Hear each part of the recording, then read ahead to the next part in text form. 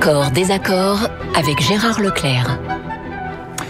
Accord, désaccord, je pense que ça va plutôt être l'accord sur le football. Une belle soirée hier, les Français heureux dans la rue, heureux d'une équipe de France qui a gagné, qui a bien gagné face à l'Allemagne, ce qui n'était pas arrivé depuis 58 ans. Tout cela, c'est bon pour le moral, non ? Écoutez, d'abord, soulignons quelque chose. Je ne suis pas du tout un expert en football, un amateur, comme on dit dans tous les sens du terme.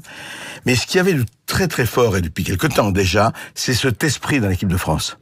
Plus de querelles d'ego, plus de gros scandales. Rappelez-vous encore ce qui s'était passé il y a encore quelques années. Tout ça allait vraiment terminé. Et il y avait une ambiance, enfin, qu'on sentait même à travers l'écran, une ambiance formidable de gens qui étaient vraiment ensemble. Et ça, déjà ça fait très plaisir. On va pas bouder son plaisir. C'est sûr que gagner, ça fait du bien. Gagner contre l'Allemagne, c'est exceptionnel. Et si je voulais me risquer avec un petit parallèle avec l'actualité, je disais que c'est la victoire d'une start-up. C'est la victoire d'une start-up européenne. C'est une bande de jeunes qui est partie quand même. Regardez, au début de la compétition, on n'avait plus de défense. Là, il y a une défense absolument exceptionnelle. Et non seulement il y a une défense, une attaque. Donc c'est un groupe qui a su se créer. C'est une start-up. Et je rappelle que, voilà, j'y vois un petit signe. La France est le premier pays européen pour les start-up. Donc voilà, si je voulais y voir au niveau national une petite touche positive, je disais en avant la France qui gagne. En avant la France qui gagne. Et en tout cas, au-delà de l'entreprise, effectivement, et des start-up, c'est formidable qu'il y ait cet état d'esprit. Vous savez, il y a eu un tel négativisme un peu partout. Hein. Au moins, il n'y a pas eu de football exit, là. Déjà pas mal. Beaucoup plus contestée, la loi El Khomri, donc adoptée en deuxième lecture grâce au 49.3. Qu'est-ce qu'il faut retenir de tout cet épisode ? Est-ce que c'est Manuel Valls qui a tenu bon sur une réforme utile, ou est-ce que Manuel Valls a eu tort en fracturant profondément sa majorité et même le Parti socialiste ? La majorité, elle était, je pense, déjà fracturée. Ça n'a fait effectivement qu'empirer, la différence entre les gauches, entre les différences gauches, la première et la deuxième, si on fait une petite allusion au regretté Michel Rocard. Bon, je pense que, globalement, ce qui a aidé, effectivement, dans la dernière partie du trajet Manuel Valls, ça a été, effectivement, le foot. Tout a disparu en France. Je veux dire, il y a le Tour de France en ce moment. Qui parle du Tour de France ? Tour de France, il a disparu. On n'occupe plus. Donc voilà, la France vit le foot. Et globalement, les dernières manifestations, d'ailleurs, ils sont tous partis en vacances. On va peut-être recommencer à la rentrée. Globalement, le calendrier et le foot a joué pour eux. Maintenant, effectivement, c'est un contexte dans lequel il y a ni vainqueur ni vaincu. Il y a peut-être d'ailleurs que des vaincus. Une loi dont il reste effectivement pas grand-chose pour les uns, beaucoup de choses pour les autres. Un gouvernement qui n'est plus écouté, qui est totalement déchiré. Voilà. Bon, je pense qu'il ne pouvait pas faire autrement que de faire passer cette loi. Oui, je crois que ça va, en fait, politiquement, il faut peut-être en parler un peu politique, ça va laisser des traces. Ça va laisser des traces parce que, en fait, il faut rappeler qu'ils ont utilisé le 49.3 au départ, ils voulaient l'utiliser, puis ils ne voulaient plus l'utiliser, ils voulaient l'utiliser encore. Je crois que ça a montré quelque chose. Je pense que Manuel Valls, effectivement, ne pouvait pas ne pas jouer son va-tout, sinon il démissionnait. C'est-à-dire que si cette loi ne passait pas, était encore changée, il était totalement désavoué. Bon. Et Hollande, encore plus, il pouvait pas. Je crois que ça va laisser des traces quand même, parce que ces 4 mois ou 5 mois ont montré quand même, du point de vue du gouvernement, quelque chose de tout à fait, décomposé, mais surtout aussi à droite. Parce que, quand on y pense un peu, la droite, elle aurait pu voter la motion de censure. Je veux dire, s'il dit on va renverser le gouvernement, après tout, la droite dit, ce qui est quand même hallucinant, eux, normalement, leur job d'opposant, c'est de renverser ce gouvernement. C'est ce que disait tout à l'heure Marine Le Pen. Elle dit, il n'y a même pas eu de motion, ils sont d'accord entre eux, la preuve, ils votent même plus de motion de censure. Alors, évidemment, elle le dit. Mais en fait, ce qui est incroyable, c'est qu'avec la droite, ce gouvernement était renversé, l'Assemblée était dissoute. Ce qui est formidable, là, c'est qu'ils ont laissé faire. Alors, pour des raisons politiques que l'on peut expliquer. Mais je crois que là, ça témoigne de quelque chose qui est peut-être plus grave et qui restera plus grave. C'est cette espèce de décomposition à droite comme à gauche. Écoutez ce que disait Jean-Marie Le Guen, le secrétaire d'État aux relations avec le Parlement, sur iTélé. Il fait le lien entre les députés frondeurs et Michel Rocard. On voit bien qu'il y a une gauche qui se durcit, et puis ça va à l'échec. En général, ça fait gagner la droite. La gauche du réel, voilà, il faut pas fuir le réel. Il y a une certaine gauche qui est là, qui dit il suffit d'avoir de bons sentiments pour que les choses se passent. Non, il faut bouger notre société, il faut demander un peu plus d'efforts aux Français. C'est vrai qu'on demande des efforts, mais pour quelque chose de supérieur, la justice, l'efficacité de notre système économique. Voilà. Magnifique langue de bois de Jean-Marie Le Guen, comme d'habitude. Juste un mot sur Michel Rocard, puisqu'on l'a évoqué. Il était quand même tout à fait intéressant, ça faisait presque les affranchis, un truc de Martin Scorsese, que les mitterrandistes, ou ceux qui restent de mitterrandistes, qui avaient tué Rocard à 3 ou 4 reprises, faut quand même rappeler 81, faut rappeler 88, faut rappeler le Matignon, l'enfer de Matignon pour Rocard, ces gens-là qui pleurent des larmes de crocodile sur Michel Rocard, et n'oublions jamais que c'est Mitterrand qui a envoyé tapis aux élections européennes en 1994 pour tuer Rocard, et il l'a tué. Donc, hypocrisie à tous les étages. Michel Rocard, justement, donc un hommage très politique hier de François Hollande. François Hollande qui a parlé social-démocratie, qui a parlé de l'utilisation du 49.3 par Michel Rocard. 28 fois, oui. Qu'est-ce que l'histoire va retenir de Michel Rocard, François Ségel ? L'histoire, je sais pas. J'ai tendance à dire que j'aurais peut-être un regret, c'est qu'on n'ait pas plus profité de cet homme-là.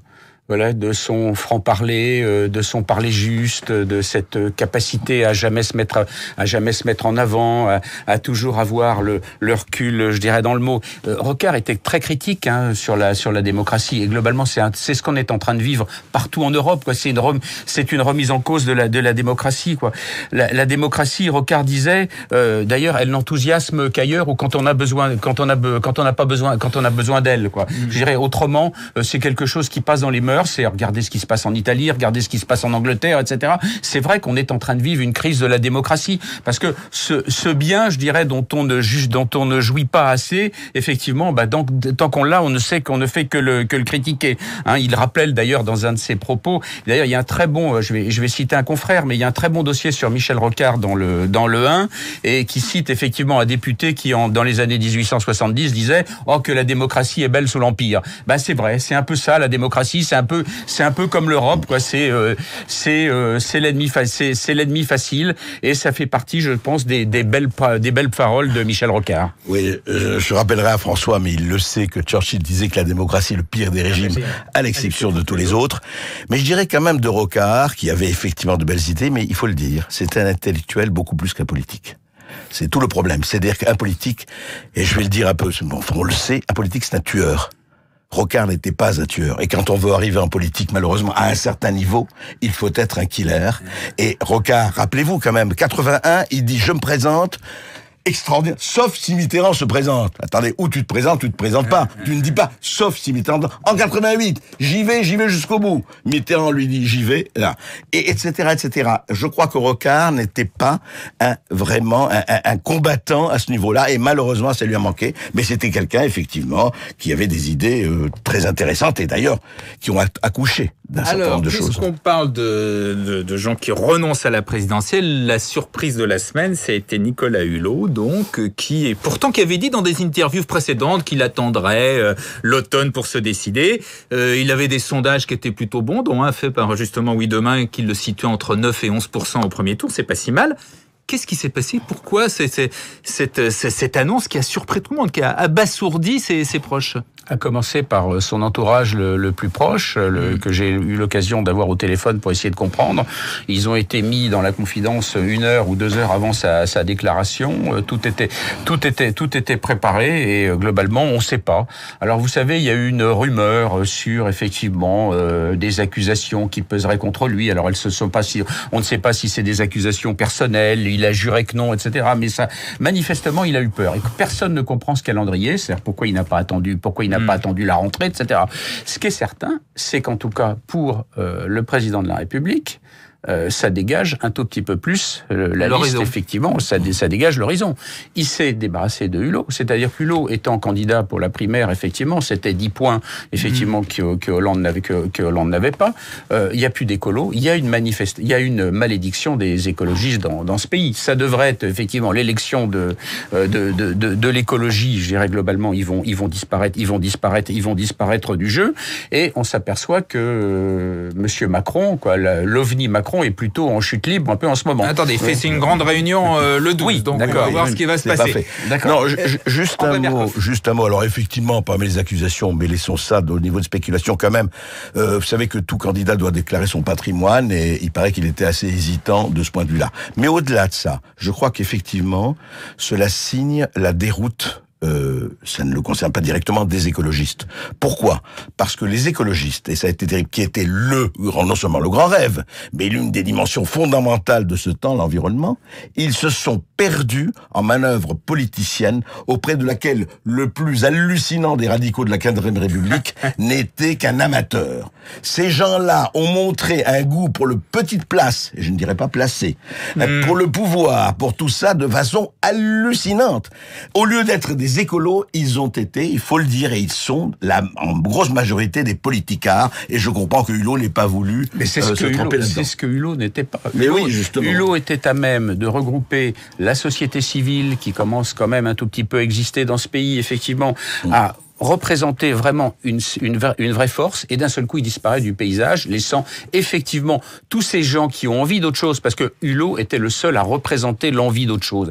Alors est-ce qu'il avait la capacité d'être président de la République ? On n'en est pas là, mais justement créer un mouvement pour ouvrir des portes pour que ça change. Eh bien, ça a fait pchit. Mais François, ça revient exactement Hulot comme Rocard.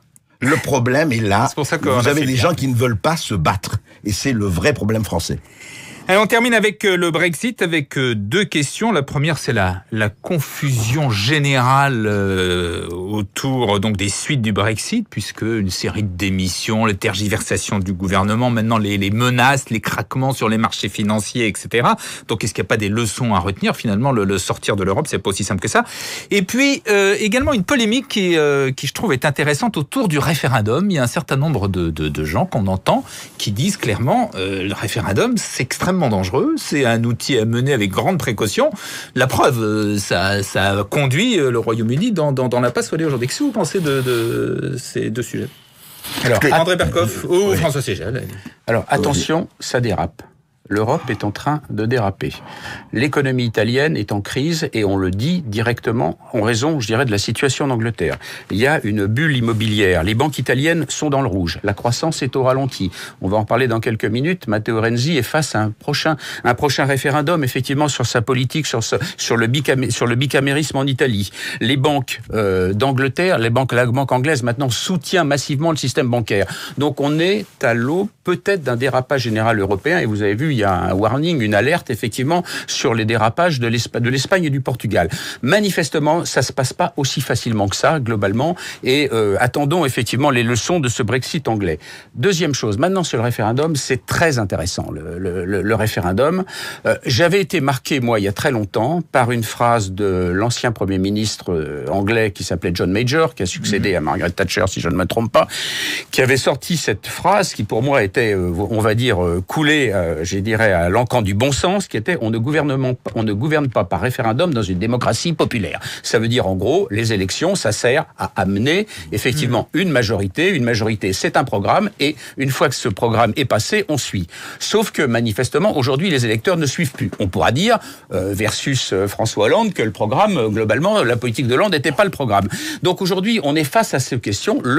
La population demande des référendums, exemple Notre-Dame-des-Landes, exemple Sivin, effectivement, je dirais le drame de Sivin, et puis globalement, après, est-ce qu'on va les suivre ? Donc, attention. Je crois que l'histoire du Brexit, effectivement, ça manifeste trois choses. D'abord, une vraie crise de la démocratie représentative, il faut le dire.